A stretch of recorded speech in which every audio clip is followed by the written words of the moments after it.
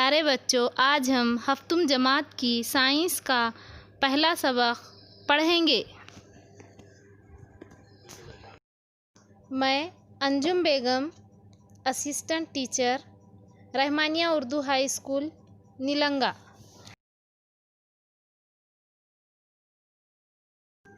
اس video کو دیکھنے سے پہلے اس چینل کو سبسکرائب کیجیے اور بیل آئیکن کا بٹن دبائیے تاکہ آپ کو نئے ویڈیوز کی نوٹیفیکیشن مل سکے۔ السلام علیکم ورحمۃ اللہ وبرکاتہ۔ پیارے بچوں، آج ہم جماعت ہفتم کی سائنس کا پہلا سبق جانداروں کی دنیا، توافق اور جماعت بندی، اس سبق کے بارے میں معلومات حاصل کریں گے۔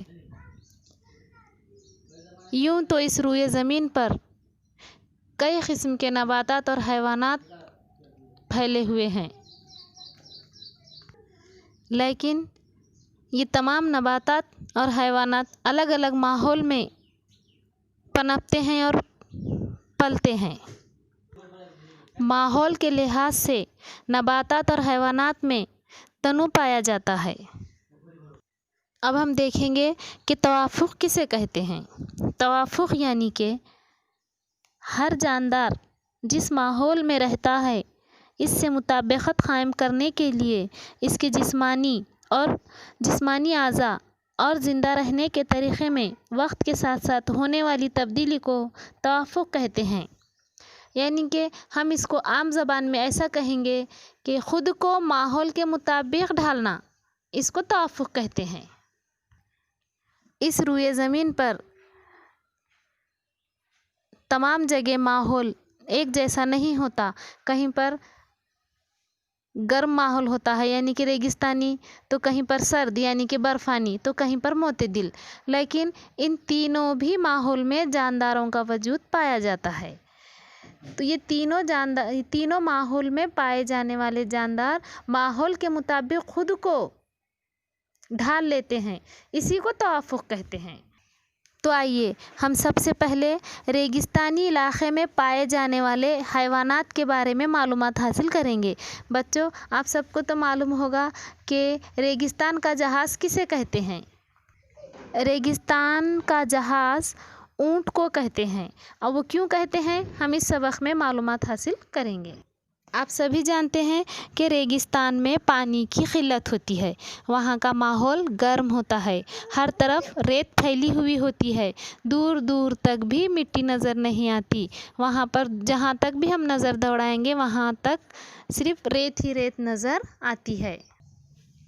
ریگستانی علاقے میں پانی بہت کم ہوتا ہے، اس لیے جسم میں پانی کی مقدار کو بحال رکھنے کے لیے اونٹ کی جلد موٹی ہوتی ہے، اس کے پیر لمبے ہوتے ہیں۔ کیوں ہوتے ہیں لمبے؟ کیونکہ وہ ریت میں آسانی سے چل سکے۔ تلوے گدے دار اور پھیلے ہوئے ہوتے ہیں۔ پھیلے ہوئے کیوں ہوتے ہیں؟ کیونکہ جب وہ ریت پر پیر رکھتا ہے تو پیر فوراً اٹھ سکے۔ ناک پر جلد کی جھالر ہوتی ہے۔ پپوٹے لمبے اور موٹے ہوتے ہیں۔ کیوں ہوتے ہیں ناک پر جلد کی جھالر کیوں ہوتی ہے؟ تیز ہوا آنے پر وہاں پر ریت اڑتی ہے، وہ ریت سے ناک کی حفاظت ہو، اس لیے اونٹ کے ناک پر جلد کی جھالر لگی ہوتی ہے۔ پپوٹے لمبے ہوتے ہیں۔ پپوٹے لمبے اور موٹے ہوتے ہیں۔ کیوں ہوتے ہیں؟ کیونکہ تیز ہوا آنے پر ریت اڑ کر اونٹ کے آنکھوں میں نہ چلی جائے، اس لیے پپوٹے لمبے اور موٹے۔ اونٹ کی گردن لمبی ہوتی ہے کیونکہ وہ آسانی سے اونچے درختوں کے بھی پتے توڑ کر کھا سکے، اور اونٹ میں ایک سب سے اہم خاص بات یہ ہوتی ہے کہ وہ ایک مرتبہ پانی پینے پر کئی دنوں تک بغیر پانی کے زندہ رہ سکتا ہے۔ اونٹ کے پیٹ میں ایک ایسا حصہ ہوتا ہے جس میں وہ پانی ذخیرہ کر کے رکھتا ہے، اس حصے کو کوہان کہتے ہیں۔ رکھتا ہے، پانی کی کمی محسوس ہونے پر وہ کوہان میں کا پانی استعمال کرتا ہے۔ اونٹ کے پیر لمبے ہوتے ہیں کیونکہ وہ ریتیلی زمین پر سے آسانی سے دوڑ سکے۔ اونٹ کے علاوہ ریگستان میں کنگارو، لومڑی، ترس اور دیگر حیوانات پائے جاتے ہیں۔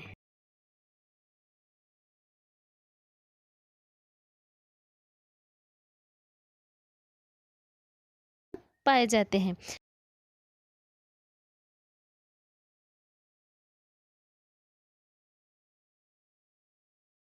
تو یہ تھی بچوں ریگستانی علاقے میں رہنے والے حیوانات کے بارے میں معلومات۔ اب ہم دیکھیں گے ریگستانی علاقے میں رہنے والے نباتات کے بارے میں معلومات۔ اب ہم دیکھیں گے کہ ریگستانی علاقے میں پائے جانے والے نباتات میں ریگستانی علاقے کے لحاظ سے کیا توافق ہوتا ہے، یعنی کہ وہ خود کو ماحول کے مطابق کیسے ڈھالتے ہیں۔ ریگستانی علاقے میں زیادہ تر کانٹے دار نباتات پائے جاتے ہیں۔ اب کانٹے دار نباتات کیوں پائے جاتے ہیں؟ کیونکہ پانی کی کمی کی وجہ سے ریگستانی پودوں کے پتے کانٹوں میں تبدیل ہو جاتے ہیں۔ ان کی ساخت کی وجہ سے ان کے جسم میں پانی بہت معمولی مقدار میں بھاپ کی شکل میں خارج ہوتا ہے۔ تنا پانی اور غذا کا ذخیرہ کرتا ہے، اس لیے وہ پھول کر موٹا ہو جاتا ہے۔ پانی کی کمی کی وجہ سے شعاعی ترکیب کا فعل انجام دینا ہوتا ہے، اس لیے تنا ہرا ہوتا ہے۔ پانی کی کمی کی وجہ سے پتے کانٹوں میں تبدیل ہو جاتے ہیں، اس لیے پتے شعاعی ترکیب کا عمل انجام نہ دیتے ہوئے تنا خود شعاعی ترکیب کا عمل انجام دیتا ہے، یعنی کہ سورج کی روشنی سے اور ہوا کی کاربن ڈائی آکسائڈ سے، زمین کے پانی سے، یہ تینوں چیزوں سے اور اپنے سبز معائنے سے، یہ چاروں چیزوں سے تنا غذا تیار کرنے کا کام کرتا ہے۔ اس